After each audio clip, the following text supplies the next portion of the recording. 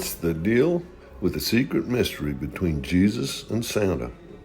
So today on the 5-Minute Bible, well, we're going to offer up something a little different than usual. Now I'm calling this one, What's the Deal with the Secret Mystery Surrounding Jesus and Santa Claus? Now you're probably asking yourself right about now, what in the world are you talking about?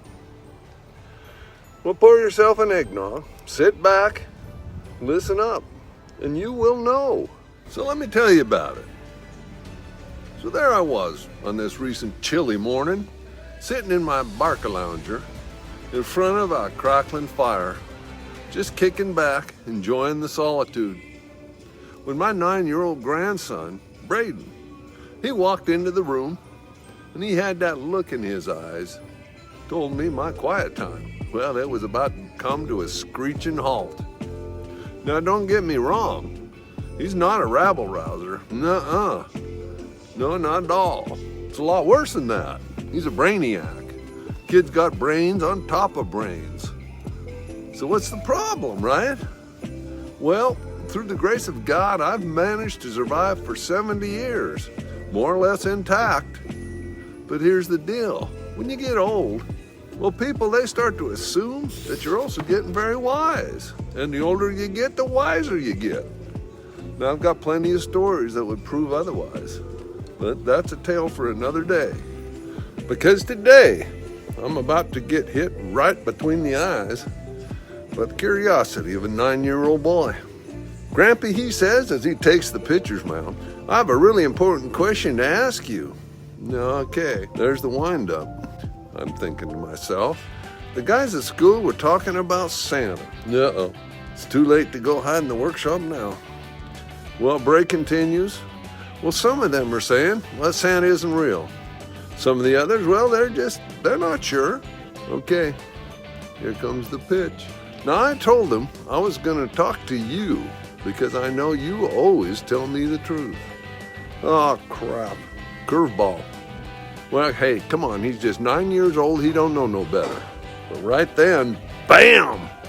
It's out in the open, like a big old grizzly bear. It's impossible to ignore. So I slowly took off my glasses, put one end in my mouth,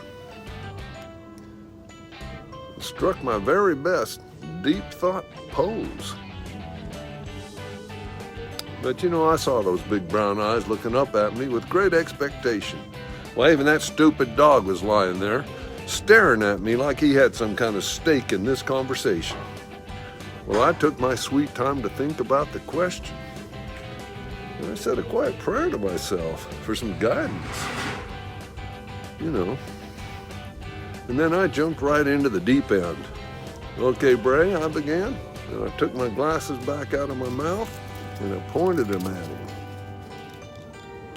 To emphasize the importance of what I was about to say, I'll give you a straight answer, but I've got to warn you, it'll change you forever. And once you know, well, there'll be no changing and going back. So do you really want me to tell you? Hey, it was worth a last shot to get out of this entirely, you know what I'm saying. Well, he thought about it for all of 2 seconds, and then he simply said, yep.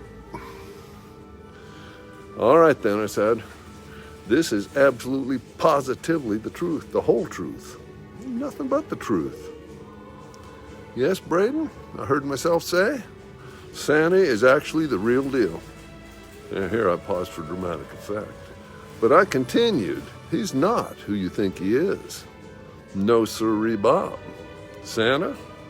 Well, he's your mama, and your pop, and grandma, and me. Santa's all the people that love you. We all become Santa so we can give you a gift without you knowing it's from us, because we don't want or even expect recognition or thanks. It's a gift given out of our unconditional love for you. Think about it like this. The idea of Santa, well, he represents the giving spirit of Jesus. It's about spreading the joy and the kindness to others by giving a gift solely from your heart. Not because it was earned or deserved, but out of love. Now I could see the wheels turning inside that little noggin. Then, too, I continued. Well, being Santa, that also gives us an incredible opportunity to practice selflessness and compassion. As Santa, we can give something to others without expecting anything in return. Again, no recognition, not even a thanks. Do you understand? Well, sort of, he replied. Well, I sure hope so, I told him, because right here, right now, your life has changed forever. Because today, you become Santa too. You're going to join me, well, all of us, and give freely out of your love to your brothers and sisters without expecting anything in return. Just exactly the way we should be approaching Jesus Christ. He sacrificed so much to give us the gift of living all our days with him in a life without pain and suffering.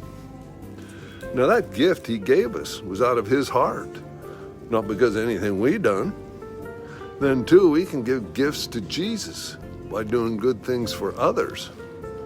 We do these things to honor Jesus, not as a payback, and certainly not as a way to earn our way into heaven, but strictly because of our love for him. Then the light came on. Bingo! So Brandon says, that's pretty cool. So there's not really a mystery here, Grandpa. Santa's story is sort of the same deal as the three wise guys bringing gifts to the baby Jesus, but without all the hype.